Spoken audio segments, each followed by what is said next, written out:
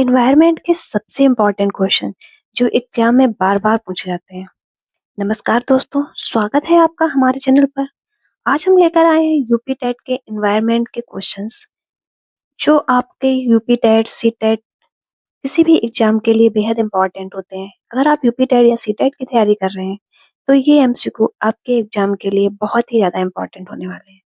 तो वीडियो को एंड तक जरूर देखें और हर क्वेश्चन का आंसर ट्राई जरूर करें।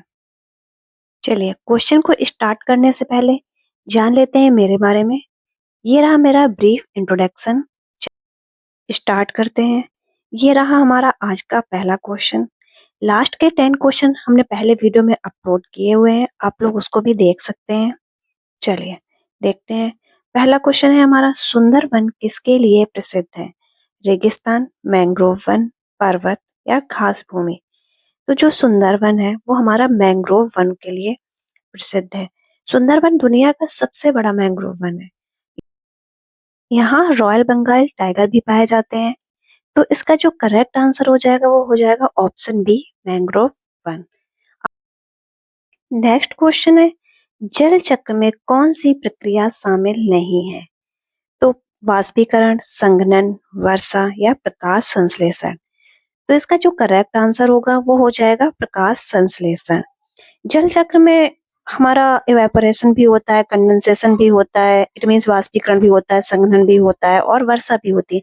बट जो प्रकाश संश्लेषण की प्रक्रिया है वो हमारी जल चक्र में नहीं पाई जाती। तो करेक्ट आंसर इज डी।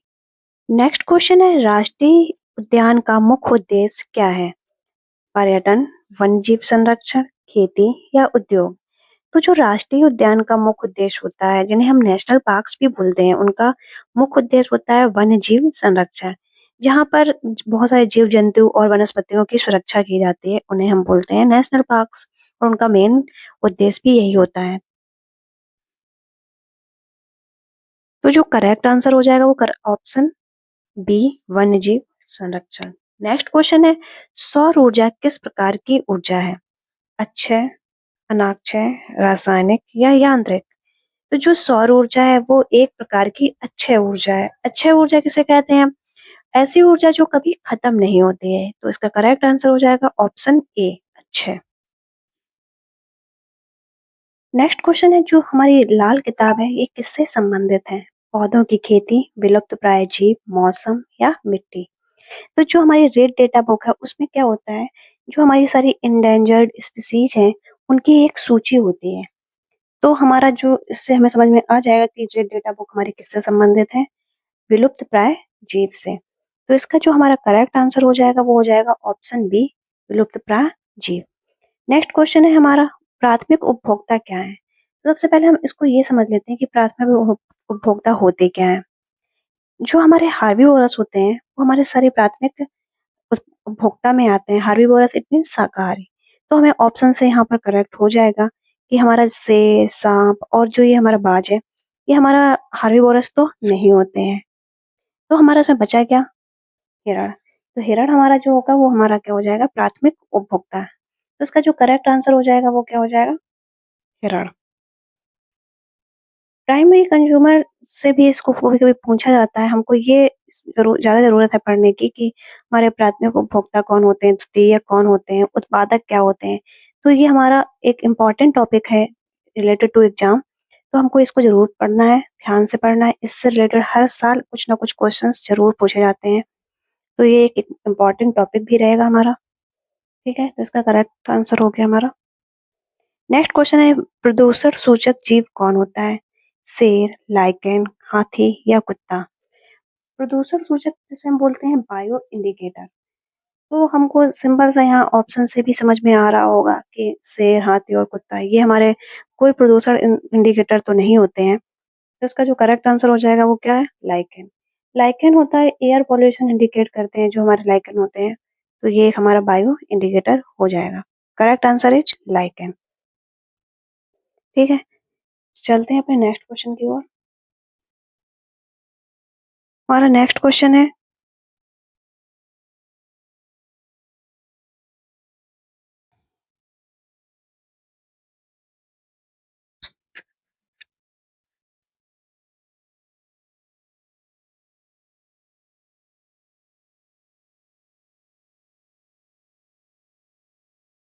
ऊर्जा पिरामिड हमेशा कैसा होता है? उल्टा, सीधा, गोल या अनियमित?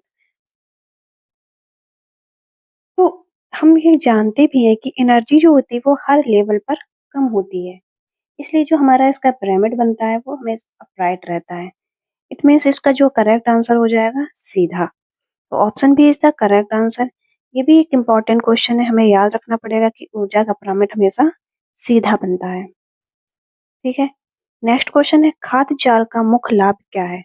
ऊर्जा का नुकसान रोकना, पारिस्थितिकी तंत्र को स्थिर बनाना, केवल पौधों में वृद्धि या केवल शिकार को बढ़ाना? खाद्य जाल जो कई फूड चेन्स को जोड़ता है, जो हमारी फूड वेव होती है वो कई सारी फूड चेन को जोड़ती है, जिससे क्या होता है इकोसिस्टम होता है वो स्टेबल रहता है। तो इसका जो करेक्ट आंसर हो जाएगा पारिस्थितिकी तंत्र को स्थिर बनाना। तो इसका जो करेक्ट आंसर है ऑप्शन बी।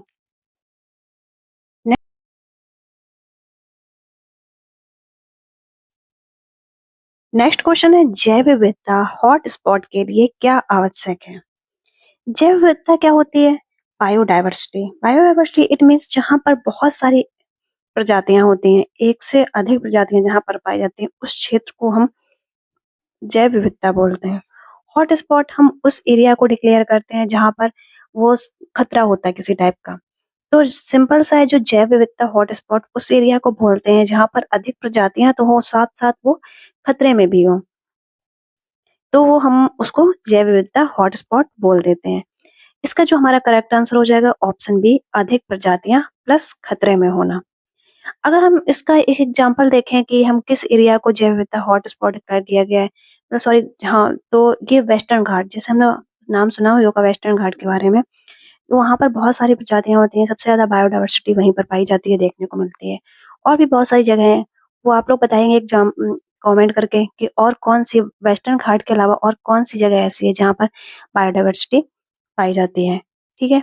तो इसका आज का हमारा ये करेक्ट आंसर इसका हो जाएगा अधिक प्रजातियां प्लस खतरे में होना। तो आज की इस सीरीज में ये हमारे जो 10 क्वेश्चन है वो कंप्लीट हो गए हैं। आपको बताइए कि कैसी लगी आपको ये सीरीज, और आप लोगों ने कितने क्वेश्चन सही अटेम्प्ट किए हैं, ये भी कमेंट करके जरूर बताइएगा। अगर आपको ये वीडियो हेल्पफुल लगी हो तो लाइक करें, सब्सक्राइब करें और चैनल को शेयर भी कर लें। Thank you.